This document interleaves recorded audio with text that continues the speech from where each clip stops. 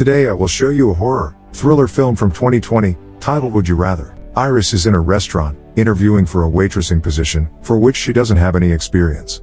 The interviewer asks her why she moved back home, and she tells him that there was an accident with her parents, so she needs to take care of her brother. He can't promise her a job, but she seems hopeful. The next day, her brother is making breakfast and she's calculating something on the table. Iris asks him if he'll be okay alone for a while, because she needs to go to the clinic and see his doctor. He might be able to help them cut the cost for his treatment. Later, she goes over to the clinic and helps a woman in a wheelchair with the door. Iris enters the doctor's office and there's another man in there as well, which is introduced as Lambrick. She sits down and he tells her that he can help with her situation. Dr. Barden gives her some more context about Lambrick, that he has founded clinics all over the world. Lambrick explains that him and his family want to help people like her and her brother. She asks what she needs to do for his help, and he tells her that she needs to come to a dinner party at his house and participate in a game. If she wins, she'll get everything she needs. Iris isn't sure about the proposition, but the doctor assures her that it's a real deal. He was in a similar position to her and Lambrick helped him. Iris needs time to think it over, because what her brother needs most is a bone marrow transplant. He tells her to take by tonight to decide, but before she leaves he also says that he can find her brother a donor. That night, Iris and her brother are having dinner, when she gets a call by the job recruiter telling her that she didn't get the job. She's considering RSVPing to Lambrick, when she has a flashback to her and her brother driving home after she'd been tested to see if she would be a match to him and be his donor. She feels guilty for not being one, but her brother doesn't see it that way. Iris finds Lambrick's business card and calls. The following morning, she tells her brother that she will go out that night, but instead of telling him the truth, she says that she'll see some old friends from high school. Iris gets dressed for the dinner party and a car comes to pick her up from her house. During the drive she has another flashback of her brother asking her if she wants a life and her saying that they'll get through it. Iris arrives at the house, where she is greeted by the battler Bevins at the door. He shows her to the rest of the guests, and when she enters he formally introduces her as the 8th guest. Two men come over to her and they start talking. Cal tells her that he's from Seattle and Lucas is from Iowa. They offer her a drink and tell her about the other guests. Peter is a high-stakes gambler from Vegas. The lady in the wheelchair is Linda. Iris recognizes her and waves. Travis is an Iraq vet and the girl is Amy. The older gentleman is Conway, who has conspiracy theories about the Lambricks. Iris gets her drink at last. Meanwhile, Dr. Barden is having a drink and is thinking about Iris and Lambrick. In a flashback, he's talking to him in his office after Iris left. The doctor thinks she's not right for his game, considering she has a sick brother. But Lambrick thinks she's perfect and hands the doctor an envelope thanking him for his assistance over the years. Lambrick and his son Julian are getting ready for the dinner party and converse about the rules of the game. Lambrick cares much about the integrity of the game, but his son doesn't seem too excited. Bevins will take care of anyone who gets eliminated from the game. Julian mustn't either interfere or get too close to their guests, he may simply observe and interact with them. Before they leave he tells him he's underdressed. Bevins opens the door to the salon and asks the guests to leave all of their possessions there, like their phones. Conway protests, but Bevins informs him simply that those are the rules. Everyone does it, then the battler escorts them to the dining room. The group enters and everyone takes their pre-assigned seat at the table. The Lambrick father and son join them and welcome them. Bevins and his team bring in the first meal. Iris had neglected to mention that she's been a vegetarian for most of her life. Linda asks her about it, but Lambrick interrupts by presenting the first opportunity to make some money. He offers Iris $5, then $10,000 to eat the steak in front of her. She starts doing it, with reluctance and disgust, while Lambrick laments about the power of money to undo all that is important to oneself. Immediately, Lambrick sees another opportunity to torture his guests, when he notices that Conway refuses the wine and tells him that he doesn't drink. The man says that he's been sober for 16 years. Lambrick belittles him but also tells him that he wants to help him. He offers $10,000 if he drinks the wine. Conway refuses, but he offers him $50 if he drinks a full bottle of scotch. The man is devastated as he begins drinking the scotch and Lambrick laughs at him, applauding him for his choice. The dinner is soon over, with Conway drunk at the foot of the table. The game is just about to begin, to the amazement of the guests. Lambrick tells them that the game officially begins now and that it is essentially a children's game, called Would You Rather? In each round the player will be given a choice between two things, usually horrible. He makes an easy example out of Travis, but assures the players that the real thing would be much harder to choose from. As the game goes on and players are eliminated, the last one to remain is the winner. Lucas asks how players are eliminated and Lambrick says that if they can't continue for whatever reason they will be eliminated. Iris then asks what if someone refuses the choice. That would also mean elimination. Bevins steps in and puts a clock on the table, as Lambrick explains that the dilemmas are timed to 15 seconds, if the player doesn't make a choice they get eliminated. He then continues to tell them that the point of the game is to discover who of them deserves the Lambrick's help. Lastly, he gives them the opportunity to leave if they no longer wish to participate. Conway gets up and takes the money, but sits back down again. The game begins. Bevins brings in car batteries that he used in his time in MI6 as an interrogator. Everyone is shocked, but Conway is the one to react. He stands up and goes to leave, but when Lambrick tells him that he missed that opportunity he curses at him and goes after him, when suddenly Bevins shoots him. The others are made to sit back down, held by gunpoint by Bevins and his team. Lambrick tells them that participation in the game is no longer voluntary and they continue with the game. Bevins puts the battery on Cal's head and as Lambrick explains that he can either zap himself or Amy, the same thing has been put on her head as well. He starts the timer. Cal zaps himself. Next, Bevins puts the contraption on Linda's head and Amy is to decide who gets zapped.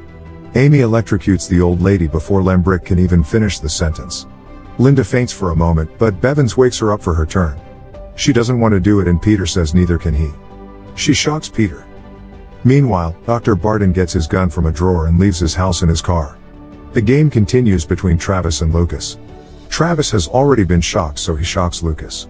Regaining his wits, he tells Iris that he can take one more and he won't shock her. She's afraid, but Bevins still puts the contraption on her. Lucas zaps himself and faints. Iris has to choose between herself and Cal. She electrocutes herself. The first round is over and the players are given a moment to compose themselves. Simultaneously, Barton's driving toward the Lambrick house. The players are left alone in the dining room and they start to plan the way in which they could escape. Julian walks in and starts messing with them. Travis gets angry and antagonizes him, but the son tells him that he made a big mistake. One of Bevins's men walks in and Julian instructs him to cover the walls and area around the table with plastic. Travis is still angry, but Lucas tries to calm him and the rest telling them that they want them to turn on each other.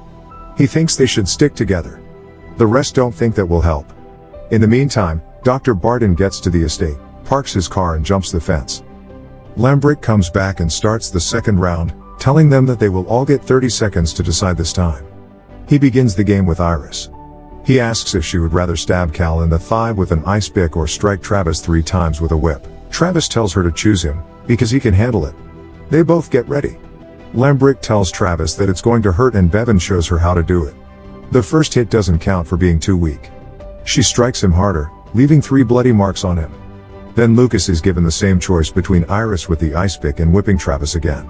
The men understand each other that it should be Travis again, because stabbing someone in the thigh can be dangerous. Lucas strikes him and Julian seems to enjoy watching his pain. Lucas apologizes to him and Lambrick gives him his dilemma, to stab Lucas or be lashed 3 more times by Bevins. He can't do it and asks what he did wrong. Travis chooses the whip again. Lucas wants him to change his mind and stab him, but the Lambricks won't allow it, since it's against the rules. Bevins lashes him and destroys his back. Lucas tells Iris that he needs medical attention by this point. Meanwhile, Barton is getting closer to the house. He stops and hides when he sees a guard outside. Back at the table, it's Peter's turn and the choice is again between the ice pick and 3 more lashes for Travis. If he chooses the pick, it will have to be Linda. He doesn't want to stab a lady, but he doesn't want to hurt Travis any further. Peter says that Linda is paralyzed and won't feel a thing. He convinces her to let him do it and tells her to close her eyes. Lucas instructs him on how to do it. He stabs her and thinks he hit an artery. Lambrick moves on to Linda's decision and it's Travis again or the ice pick for Amy. Peter is attending to her wound, when suddenly she grabs the pick and stabs Amy, who slaps her in return. This delights Lambrick.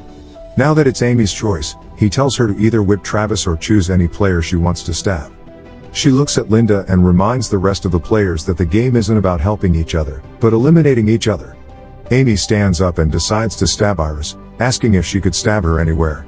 Lambrick half answers her, when she already stabs Iris in the waist. Lucas tries to help Iris, when Travis collapses. Simultaneously, Barton sneaks up to a different part of the house and gets into the basement. He gets his gun ready. In the dining room, Bevins checks on Travis, but he's still breathing. Peter gets their attention, because Linda is unconscious. Bevins checks on her too, proclaiming that she's dead and wheels her away. The choice is now Cal's. Finish Travis or stab Lucas. Cal thinks that maybe Amy is right and he has to eliminate someone. He decides to lash Travis. Travis is half dead at this point. When Cal sits down, he tells Iris that it had to be done. She disagrees. Lembrick proclaims the second round over. He goes over to Bevins and asks him about Travis. Bevins tells him that he's still alive, but he can't continue playing.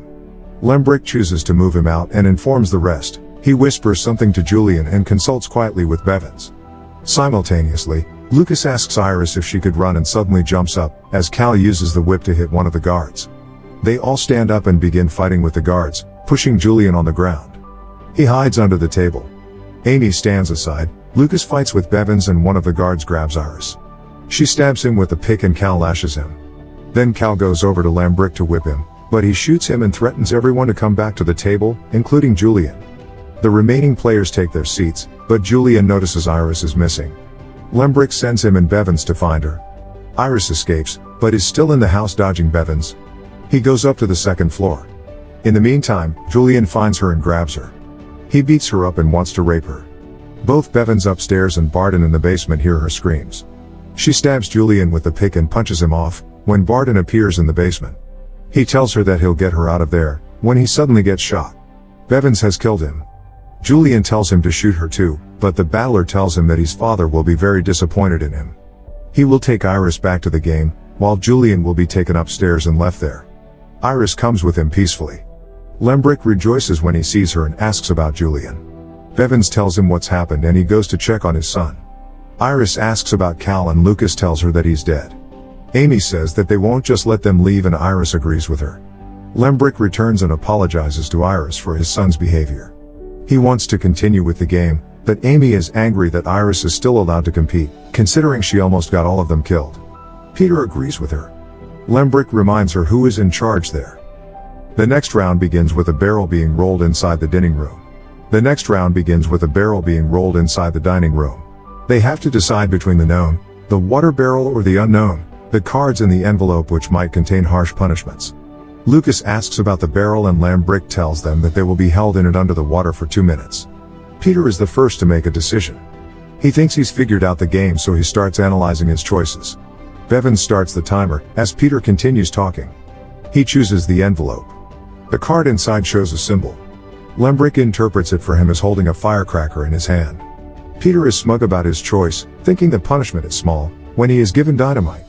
Lembrick tells him that he's made his choice and that he needs to move away from the table. Bevins secures the dynamite to his hand. Peter lights the fuse and the dynamite explodes in his hand.